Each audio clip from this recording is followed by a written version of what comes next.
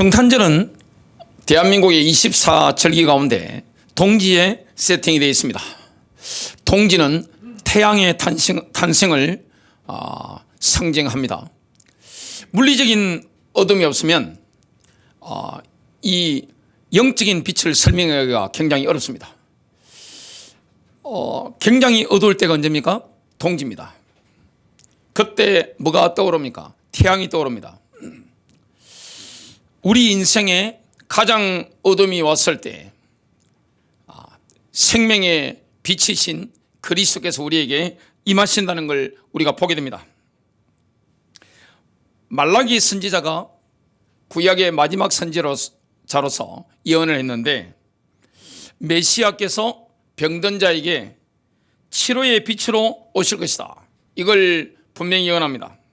말라기 4장 2절입니다. 그러나 내 이름을 두려워하는 너희에게는 의의 태양이 그의 날개에 치유를 가지고 솟아오르리니 그리하면 너희는 나가서 외양간의 송아지들처럼 자라리라. 여러분, 예수 그리스도께서 생명의 빛으로 오시는데 우리에게 치료의 광선을 바라시는 겁니다. 내 영혼에 치료의 광선이 임하는 거죠.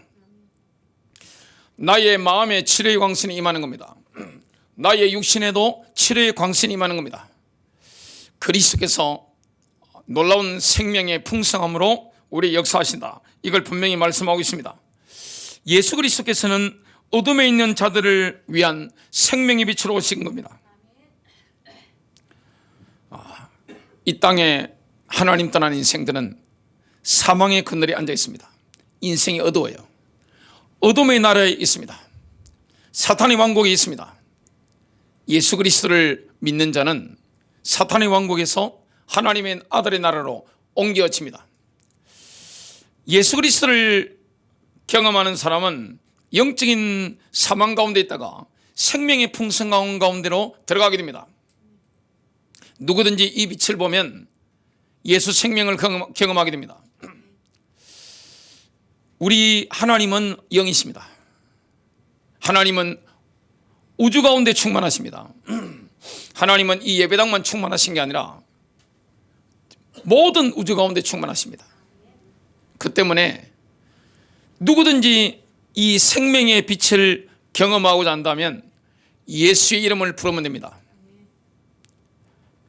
예수님, 하나님, 주님, 주여, 누구든지 이렇게 부르면 하나님 만나주십니다. 불교 신자도 만나주십니다. 무신론자도 만나주십니다. 21세기에 지금 중요한 때인데 영적으로 얼마나 좋은 시대를 우리가 살고 있는지 모릅니다. 지금 시대는요, 영계가 열려있는 시대이기 때문에 내가 어느 장소에 어떤 시간에 있든지 상관없이 예수 이름을 부르면 하나님이 만나주십니다. 생명의 강물이 흘러넘치는 그런 채널로 우리가 그때부터 쓰임받게 됩니다. 오늘 하나님이 저를 통해서 여러분에게 생수를 맛보게 하실 겁니다. 누가 하시는 것이냐? 성령께서 그렇게 역사하는 겁니다. 예수 그리스도를 죽은 자 가운데서 다시 살리신 성령님의 능력이 신자들 속에 내주하고 계십니다. 교회 안에 내주하고 있습니다. 그렇기 때문에 그 성령님의 능력은 내 영혼에 만족을 줍니다. 그리스도의 빛을, 생명의 빛을 경험하면 샬롬이 있습니다. 세상에 절대 경험할 수 없는 평안을 경험하게 됩니다. 그때부터 하나님의 사랑이 나의 복장에서부터 흘러 넘치는 것을 경험하게 됩니다. 저와 여러분과 관계된 모든 사람이 살아난다는 것을 경험하게 됩니다. 마치 무엇과 같으냐? 에스겔 47장에 보니까 생수가 성전에서 흘러나오는데 죽었던 사해바다가 살아나는 겁니다. 물고기가 생기는 겁니다. 그 성전에서 흘러나온 물이 흘러가는 곳마다 막 만물이 소생하는데 나뭇잎이라는 이런 게 뭘로 바뀝니까? 약재료가 되는 겁니다. 저와 여러분이 그러한 사람이 되는 겁니다. 우리의 생각이 닿는 모든 현장, 나의 눈길이 닿고 나의 마음이 닿는, 나의 영이 접촉하는 그 모든 사람, 현장, 그 공간에는 성령의 강물이 흘러넘치는 겁니다. 놀랍게 회복되는 거예요. 예수 그리스도께서 우리를 통해 역사하기 때문에 그리스도를 만난 이후에는 어떤 일이 일어납니까? 사막에 강을 내는 역사가 일어납니다. 광야에 길이 나는 역사가 일어나게 됩니다. 주님은 기적으로 우리 인생 역사하는 겁니다. 예수님 오실 그 시대가 가장 어두운 시대였습니다. 혹시 나의 인생이 너무 어둡다, 그럴 수 있습니다. 주님 나에게 언제 역사하십니까? 여러분이 그런 입장에 있을 수 있습니다. 그날이 언제입니까? 바로 오늘입니다. 정말 내 인생이 너무 비참하다. 예수님 오실 때가 그랬습니다. 주님은 어디 오십니까? 나의 비참한 그 현장, 거기로 오시는 겁니다. 예수님이 오실 때 다들 영적으로 잠들어 있었는데요, 그 중에도 소수의 사람들은 영적으로 깨어 있었습니다. 그때 그 메시아를 기다리던 그 사람들이 뭘 봤습니까? 메시아께서 오시는 하나님의 비전을 봤습니다. 오늘 저와 여러분이 그런 비전을 보는 날, 하나님의 초자연적인 기적 속으로 들어가는 날, 내 인생에 기적이 일어나는 날, 그 날이 되는 겁니다. 하나님의 말씀은 살았고 운동력이 있어 좌우의 날선 어떤 것보다도 예리하여 혼과 영과 및 관절과 골수를 찔러 쪼기까지 하며, 그 하나님의 말씀이 내 마음에 임하고 하나님의 비전이 내 가운데 임할 때 그때부터 기적이 일어나는 겁니다. 그 사람들을 오늘 한번 보겠습니다. 첫 번째로 누굽니까? 사가랴입니다. 세례 요한의 아버지입니다. 세례 요한은 누굽니까? 메시아가 오시는 길을 준비하는 사람이죠. 주인공이 오시는데, 신랑이 오시는데 거기에 신랑의 친구로서 길을 준비하는 겁니다. 사가랴는 중요한 사람이었죠. 하나님의 성전에 들어가서 섬길 수 있는 그런 사람이었습니다. 나이가 많이 들었는데 굉장히 경건했습니다. 성경을 보면 하나님의 말씀을 그대로 지켜 행하는 사람, 하나님 보실 때 인정하는 사람. 그의 부인이 누굽니까? 엘리사벳입니다. 엘리사벳도 경건한 여인이고 하나님의 사람이었습니다. 그런데 한 가지 아쉬운 게 뭐냐면 그 경건한 부부에게 자식이 없는 거예요. 아들이 없는 겁니다. 그래서 간절히 기도한 겁니다. 그리고 이 부부가 뭘 놓고 기도했습니까? 메시아가 오시는 걸 기도한 거예요. 간절히 매달린 겁니다. 하나님의 역사가 얼마나 놀랍게 일어나는가 하면, 지금 사가랴는 아비야 반열에 속한 사람인데 일평생 단 한 번 정도 성소에 들어가서 섬길 수 있는 기회가 있습니다. 그걸 뭘로 정하느냐? 제비를 뽑아서 결정하는데 사가랴가 제비를 뽑은 겁니다. 일생에 한 번 있는 그 영광스러운 기회를 얻어가지고 이렇게 제비를 뽑은 겁니다. 이게 무엇이냐?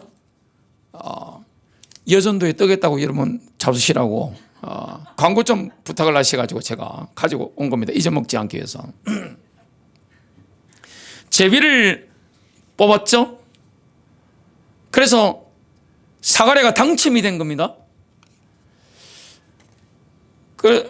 들어가서 섬기는데 이 성전이 어떻게 되어 있는가 하면 첫 번째 휘장을 지나면 성소가 나오는데요, 제일 정면에 분향단이 있는 겁니다.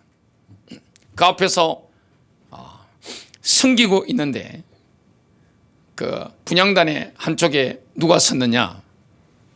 가브리엘 천사가 선 겁니다. 대천사가 선 거예요. 얼마나 두렵습니까? 참 놀라운 거죠. 막 이 화들짝 놀라서 무서워했는데 누가복음 1장 13절을 보면 대천사 가브리엘이 이런 이야기를 합니다. 사가랴여, 무서워하지 말라. 너의 간구함이 들린지라. 아들을 달라고 기도한 겁니다. 그 응답을 받은 겁니다. 내 아내 엘리사벳이 내게 아들을 낳아 주리니 그 이름을 요한이라 하라. 태어나기도 전에 이름이 하나님의 보좌에서 지어진 사람. 이런 메시지를 받은 거죠. 요한의 이름이 무슨 뜻인가 하면 히브리어로 요하난이라는 단어인데요, 하나님은 은혜로우시다. 사가랴의 아들 엘리사벳의 아들이 하나님이 얼마나 은혜스러우신 분인가. 하나님은 저와 여러분이 가장 어려울 때, 내가 가장 비참한 현장에 있을 때, 내가 가장 어두운 현장에 있을 때, 그 현장에 임하셔서 놀라운 반전을 일으키실 만큼 은혜로우신 분입니다. 내가 가장 인생의 어려운 가운데 있을 때, 내 처지와 형편이 가장 안타까운 입장일 때, 내 마음이 가장 힘들 때, 내 인생이 가장 어두울 때, 우리 시대가 가장 어두울 때, 이때 주님이 오셔서 놀라운 반전을 허락하시는 겁니다. 하나님은 은혜로우신 분입니다. 메시아가 얼마나 은혜스러운 분인가, 이걸 증거할 사람으로 지금 누구를 불렀습니까? 세례 요한입니다. 그 세례 요한의 아버지가 된다는 이 놀라운 메시지를 받게 된 거죠. 그때가 언제입니까? 말라기 선지자 이후에 400년 동안 메시지가 끊어진 시대입니다.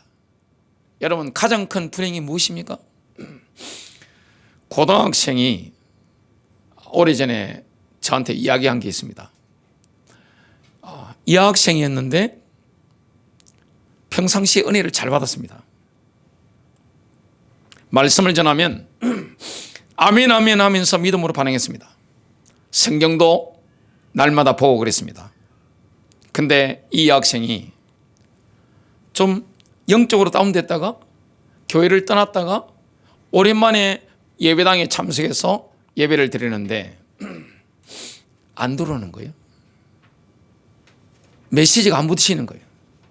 울더라고요. 여러분, 인생이 가장 불쌍한 사람이 누굽니까? 하나님의 말씀이 귀로는 들리는데 마음으로 들리지 않는 거.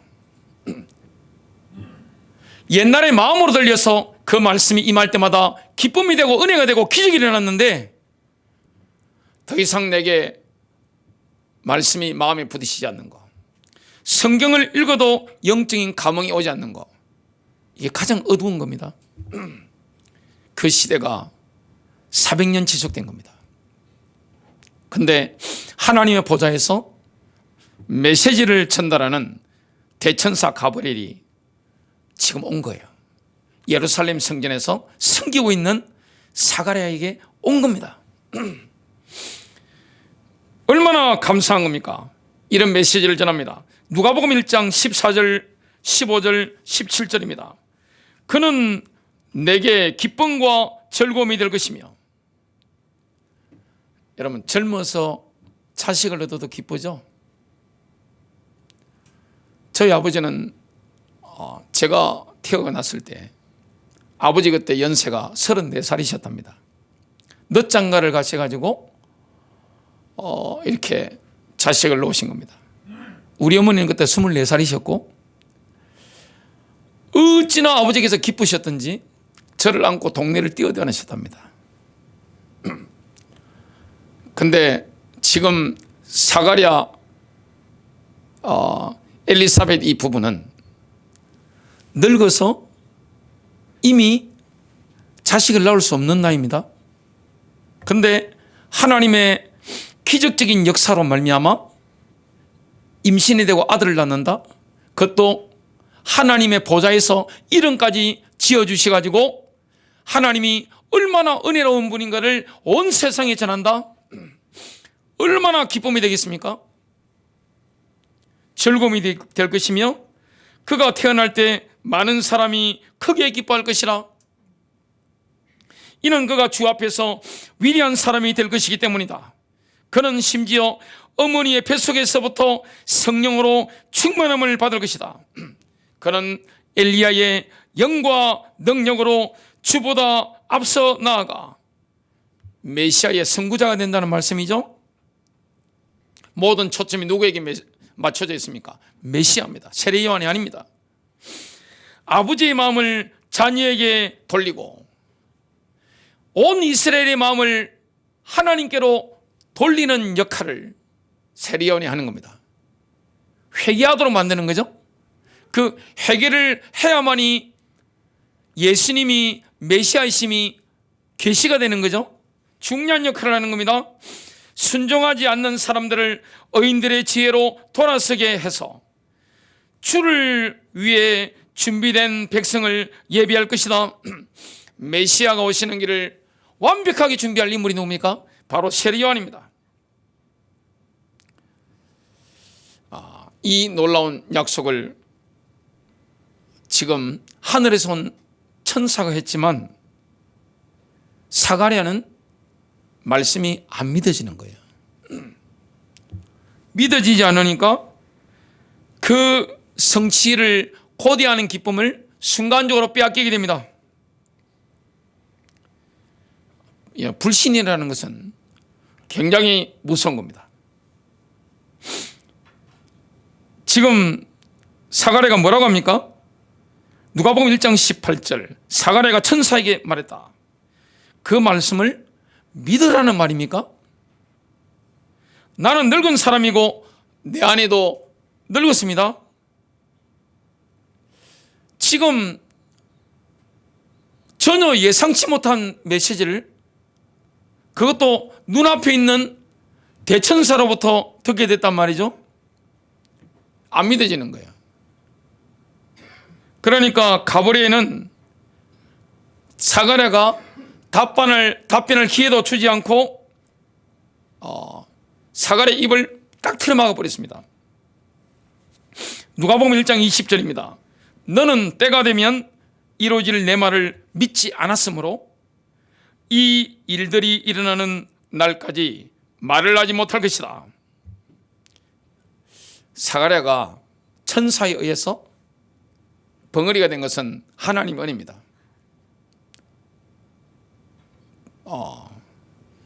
여러 가지 잘못하면 질문공세에 시달리죠. 왜냐? 엘리사벳은 임신하고 요한을 낳을 게 확실하기 때문에 그렇습니다. 사가랴가 성전 봉사를 마치고 집으로 돌아가지 말자 엘리사벳을 부인을 만나자마자 임신이 된 겁니다. 그때부터 5달 동안 이 나이 많은 부부는 은거에 들어갑니다. 사람을 만나지 않아요. 이미 사가랴는 벙어리가 돼버렸고 엘리사벳은 할머니가 돼가지고 지금 임신을 한 겁니다. 사람을 안 만났어요. 이 시점에 메시아 탄생의 비전을 본 또 다른 인물이 있습니다. 누굽니까? 바로 마리아입니다. 나사렛에서 하나님의 나라의 도래를 간절히 기다렸던 이 마리아가 어마어마한 메시지를 받게 됩니다. 이 마리아는 뭘 붙잡았습니까? 다윗 언약을 붙잡았습니다.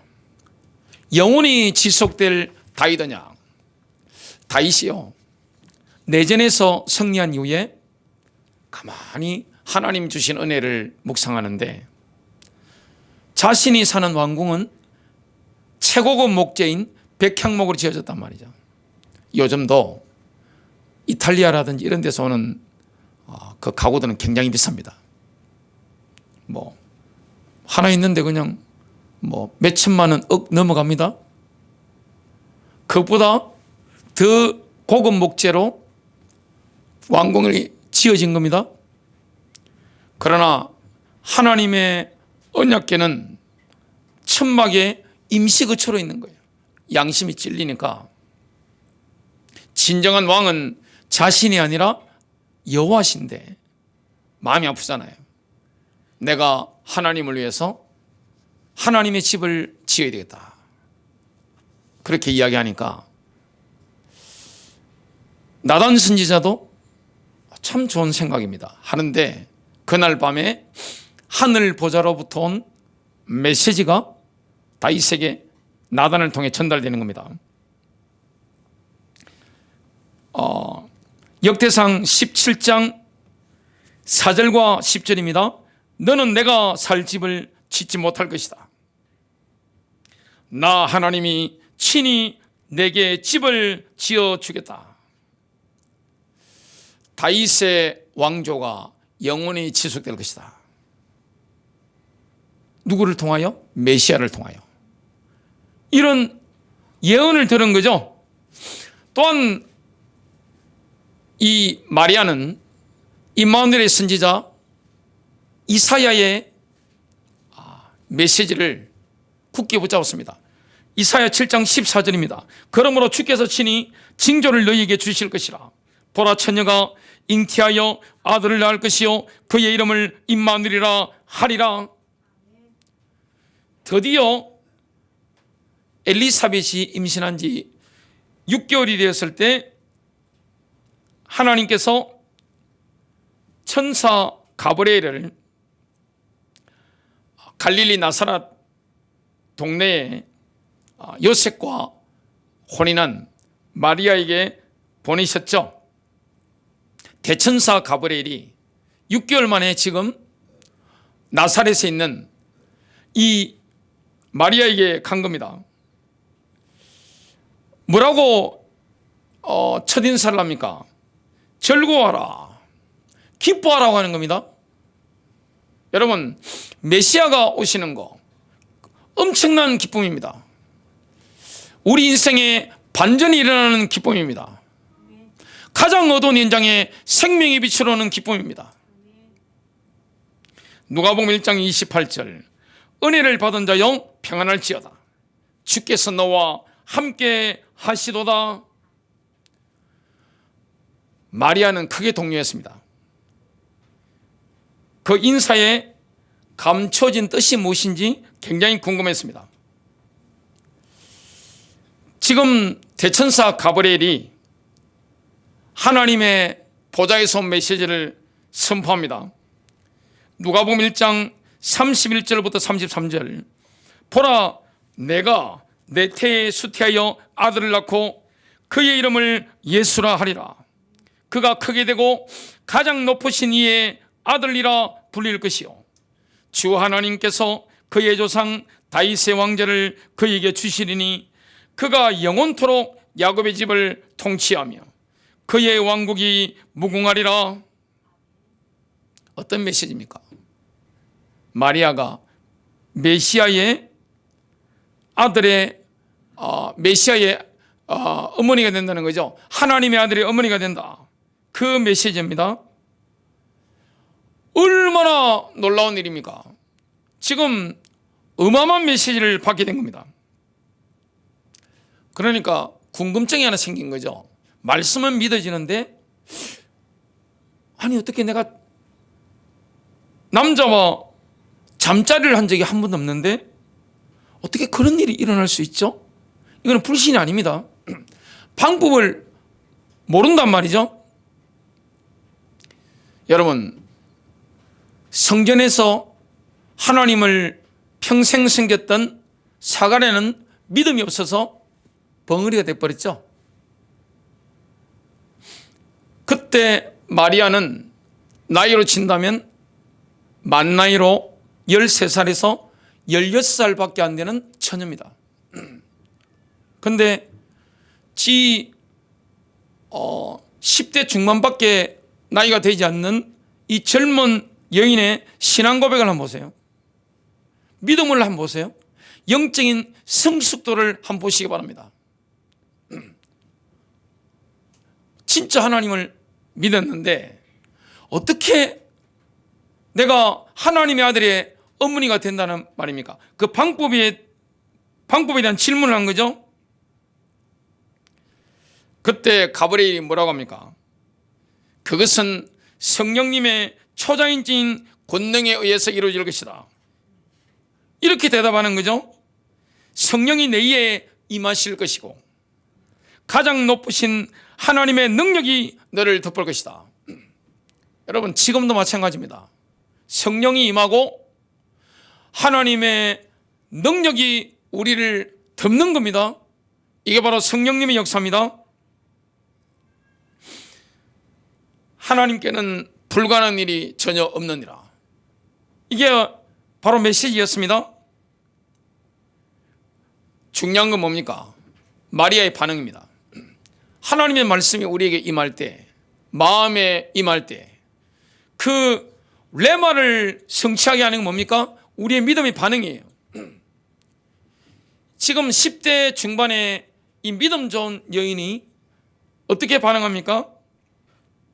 누가복음 1장 38절, 주의 여종을 보소서, 당신의 말씀대로 그 일이 이루어지리다. 이 믿음의 반응 때문에 인류 역사상 가장 위대한 기적이 지금 일어난 겁니다. 하나님의 영원하신 아들이 처녀의 자궁에서 탄생하신 겁니다.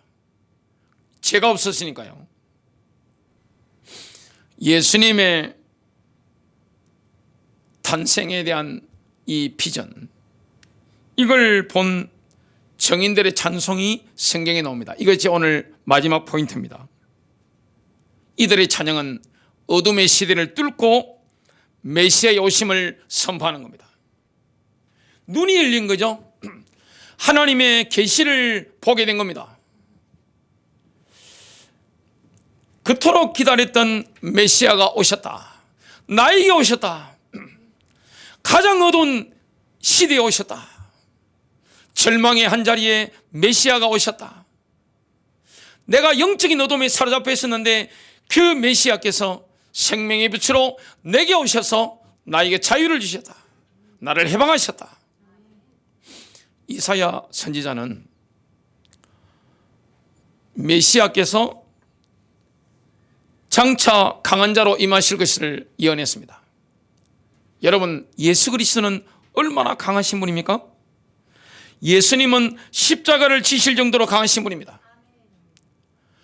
어둠에 있던 우리를 빛 가운데로 건져내실 만큼 강하신 분입니다.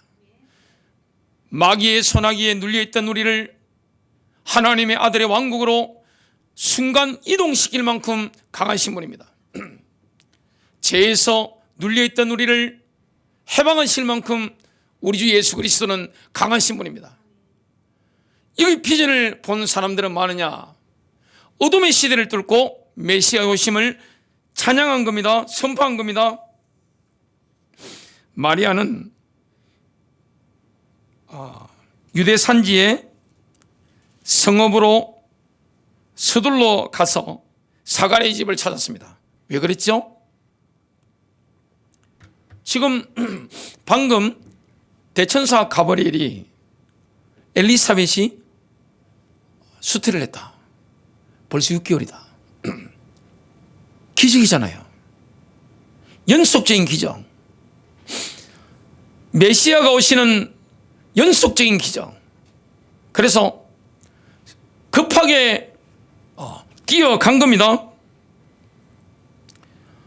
그래서 친척인 엘리사벳의 집을 방문을 했습니다. 그때 마리아가 문안을 하니까 엘리사벳의 뱃속에서 아이가 뛰놀았습니다. 엘리사벳이 벌써 6개월이죠. 성령이 충만해서 뜨겁게 찬양합니다. 누가복음 1장 42절 43절. 그대는 여자 가운데 참으로 복되고 그 뱃속의 아기도 복되다. 내 주님의 어머니가 나를 찾아오시다니 이 큰 복이 어찌된 일인가. 마리아도 하나님을 찬양합니다. 메시아가 오셨으니까 심장이 막 터질 것 같아요. 여러분, 주님은 언제 오십니까? 오늘 오시는 분입니다. 주님은 어디로 오십니까? 절망의 한가운데로 찾아오시는 분입니다. 누구에게 찾아오십니까? 기다렸던 나에게 찾아오시는 분입니다.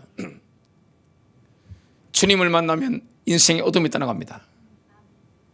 우리 인생의 소망은 누굽니까? 예수 그리스도입니다. 우리를 그 피로 구속하신 분이 누구십니까? 예수 그리스도입니다. 마리아가 이 메시아에 대한 비전을 보니까 얼마나 감격스럽습니까? 메시아는 어떤 분입니까? 낮고 눌린 자를 자유케 하러 오신 분입니다. 이 복음은요, 세상에 잘났다고 하는 사람에게 전거되지 않습니다. 아, 나는 좀 괜찮은 사람이야. 그런 사람에게 복음이 전거되지 않습니다. 권력자들에게 복음이 전거되지 않습니다. 배웠다는 사람, 힘이 있다는 사람, 나는 뭐 할 수 있다는 사람에게 복음이 전거되지 않습니다. 심령이 가난한 자에게 복음이 전거됩니다. 내 인생에 어둠이 있다는 걸 아는 사람에게 복음이 전거되는 겁니다. 낮고 눌린 자, 그들을 자유하게 하시는 겁니다. 그 때문에 메시아가 오시는 거예요. 그걸 지금 찬양하는 거죠. 누가복음 1장 46절부터 48절입니다.